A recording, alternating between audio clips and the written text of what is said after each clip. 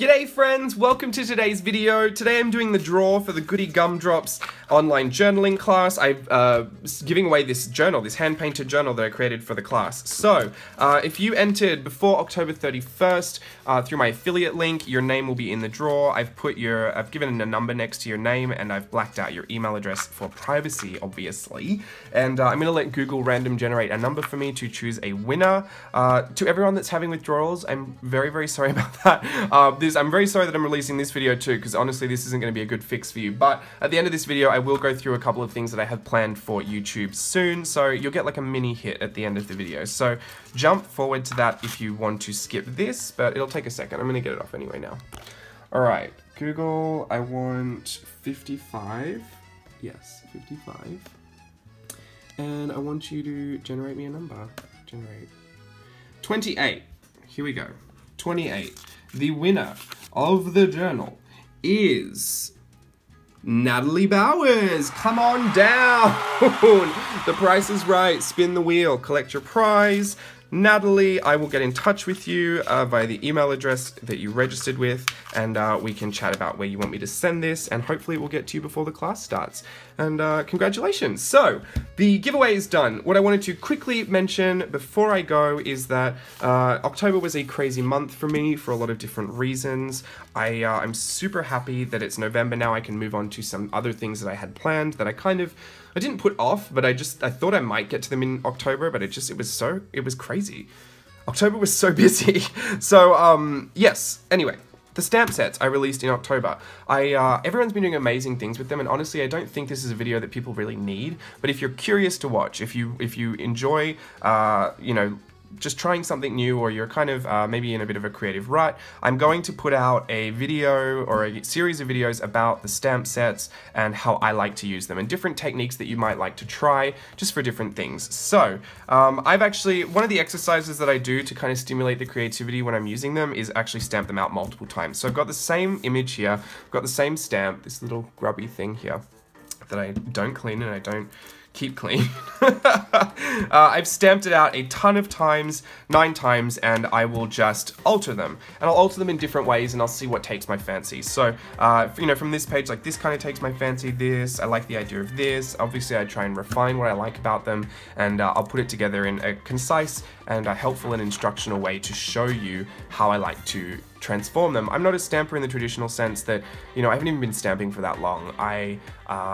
So it's kind of weird that I did release stamp sets, but I like stamp sets for being tools to use as a base. I like to use them as jumping off points. I like to use them as, you know, little bits, like foundations for things. I like to alter them. I did a video for Jane Davenport's blog back at the start of the year, called JDMM Stamps. It's in my video list somewhere, but basically I took her stamp set and I altered them a bunch of ways, and I showed you how you can do a very basic alteration, how you can, you know, kind of amp it up a bit, and then you can go all the way advanced.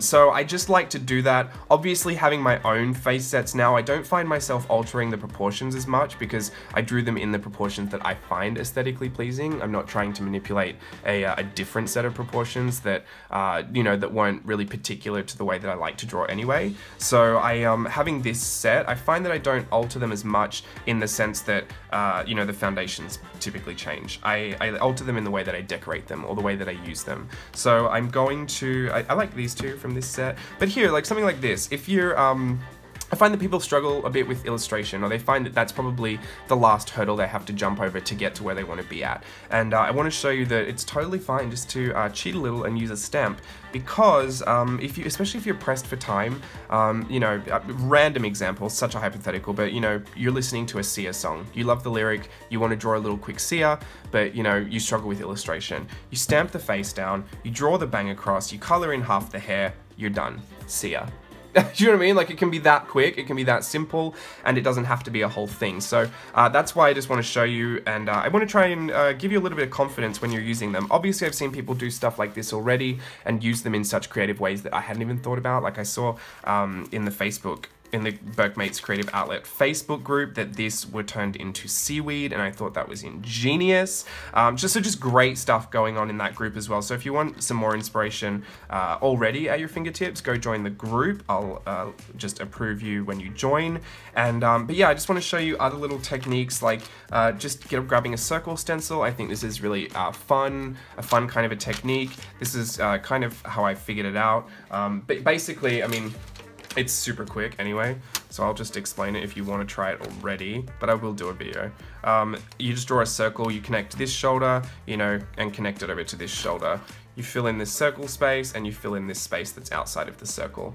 And I even thought, like, what if you wanted to put this up in the corner here and write your date? Then you have something really quick that's down on the page. I know people have kind of mastered prepping the backgrounds of their pages for journaling, but and then kind of collage elements over the top. But if you're looking to incorporate some more of your illustration and some more of your style, or just some stamping, if you just want to have some stamping fun, I find that this is a really cute thing for maybe up in the top. I actually really love this set of stamps in the corner of my journals because the shoulders kind of hang off and they fit really nicely into the corners.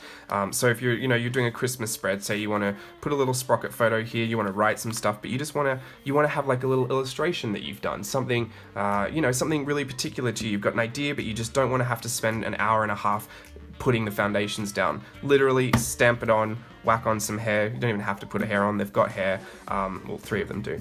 They've got some hair, you can, and just, I've been stamped on the antlers, just got a brush pen and went over some of the details. It can be so quick and so simple, and I think it'd really be a great way for you to build up some confidence with illustration if that's something you're looking to do. I love these because I love to decorate them.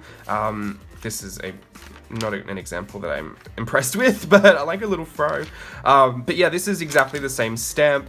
Obviously, I take it to a very illustrative place, and I do like to add lots of fine details, and something like this would take a long time to teach, so I'm not going to go into anything super detailed like this, or super detailed with hair structure and types of hair and face shading. I just want to give you more basic ideas, like this little circle technique here that I've done here, and here.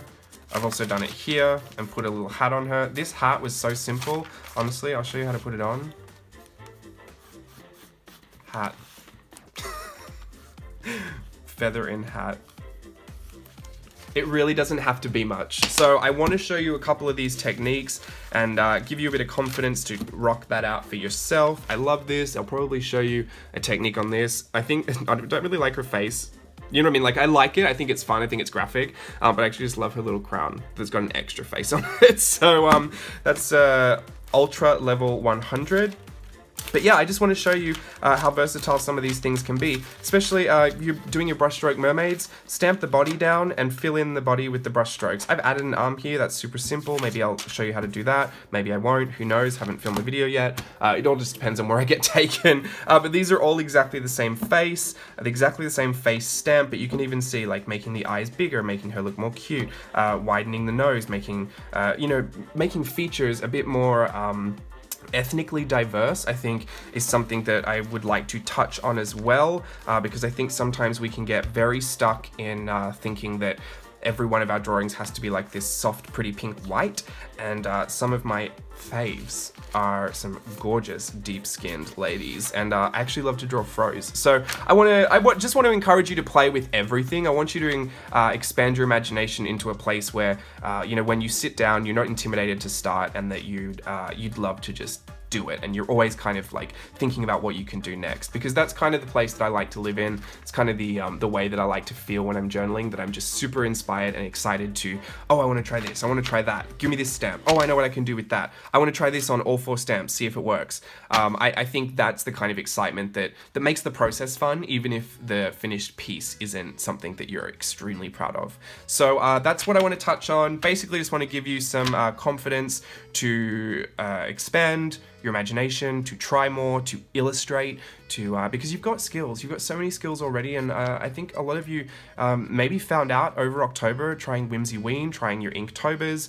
I think a lot of you found out that you're a lot better than you think you are. So that's what I'm super excited for. And obviously anything I teach with these stamps can be done with other stamps. Anything that I teach you know, is for public consumption. If you want to straight up copy it, you have my absolute permission. And yeah, if you don't even want to use a stamp, you want to use your drawing, but you want to try the style, go for it. All the same techniques and principles will probably apply and work, or you can just manipulate it to work for you. So that's what I'm working on. That's what I'm excited for, and especially Goodie Gumdrops as well. If you haven't registered, you can still register. The class isn't finished registration yet, and there'll be a link down below in the description. There'll be a link in my Instagram bio as well, and I'm really excited for that. I have a class from Mindy. Ali Brown's also guest teaching, and Mindy's obviously got her lovely, lovely teachings through the entire thing. So I'm really excited for that. This is my first time guest teaching, and I think that's something that I want to kind of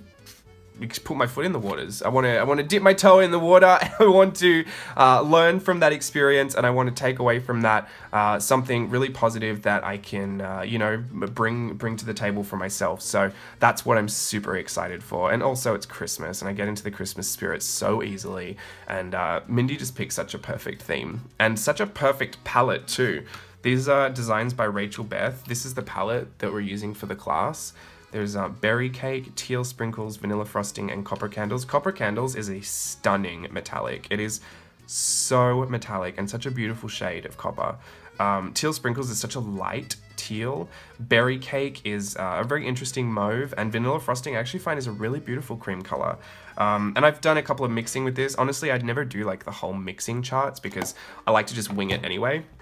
But that's a really cute palette that we're using in that. So check out Designs by Rachel Beth on Instagram too. I'm not sponsored, I'm not plugged, I'm not affiliated. I just actually really like it because they're handmade watercolors. So a lot of the times with handmade watercolors, the binders can be very different to like the student grade colors you get maybe from Michael's or from you know, different stores. Like every watercolor is kind of made up in a different chemical mix, well, chemistry. The chemistry is different in each. So handmade watercolors can be really interesting. I actually found that one of these, I forget which one, maybe teal sprinkles or berry cake. One of them lays down beautifully, but also if you re-wet it, you can pick up the entire thing. So if you're afraid of making mistakes with watercolor, or coloring is something that you're kind of you know, I don't know if all the colors do that. I'm probably gonna shoot myself in the foot right now and say that, but one of the colors does that, and I just find that playing with handmade watercolors is a really interesting experience. So, you know, you may like it, you may not like it, but I'm quite enjoying it. So, shameless plug for absolutely no reason. I'm just super excited. I've got so much to share, and I'm so excited that I now have time to share it. So, I'll be back on YouTube soon to give you your proper hit, your proper fix, and until then, keep posting away because I love seeing everything that you do. Alrighty, bye.